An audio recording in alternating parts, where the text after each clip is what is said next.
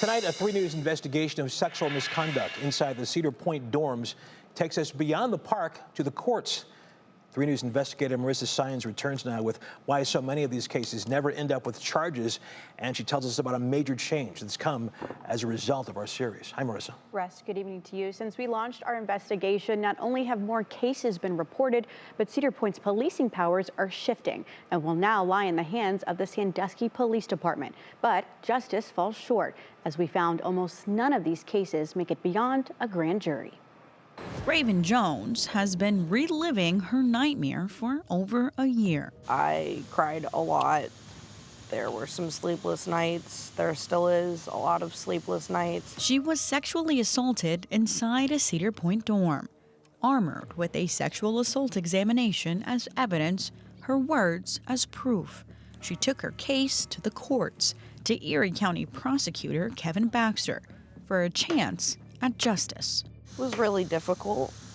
It was difficult to decide to testify in the first place, let alone actually do it. It took a lot out of me, for sure. That chance died in the hands of a grand jury, which declined to indict the suspect in Raven's case. You see all these other cases, and it happens for all these other ones, but none of the ones at Cedar Point, or slim to none. She's right. 29 women, all Cedar Point workers living in the park's dorms, have filed sexual assault reports since 2017. That's too many. You know, it's too many. Those 29 accusations have ended with just a single suspect being indicted. All I know is we did present the case as fairly as we could to the grand jury, and they made a determination. Baxter said roughly half of sexual assault cases in Erie County ended with charges. Those numbers dropped dramatically to just 3% for Cedar Point cases. Baxter blames a lack of evidence. Because again, you usually don't have an audience, you don't have any outside witnesses.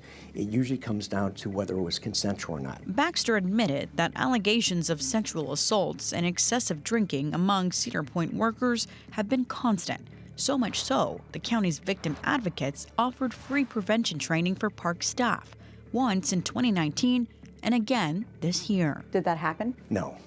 Did they say no? They never took us up on it. Former workers claim Cedar Point failed to take action and covered up past assaults. Park police refused to release any reports it may have taken. But since we launched our investigation in May, Cedar Point has pledged to pass all of its policing powers to Sandusky officers. Do you think things will change in terms of cases like this, violence or policing overall? I would like to have faith in the fact that it would, but do I believe it would?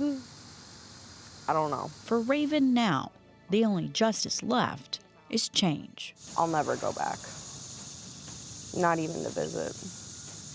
I can't bring myself to do it. We asked Sandusky Police Chief Jared Oliver for an interview regarding the merger multiple times. He denied each request. The same goes for Cedar Point, who has denied any wrongdoing in our repeated request for an interview. Marissa Sines, 3 News.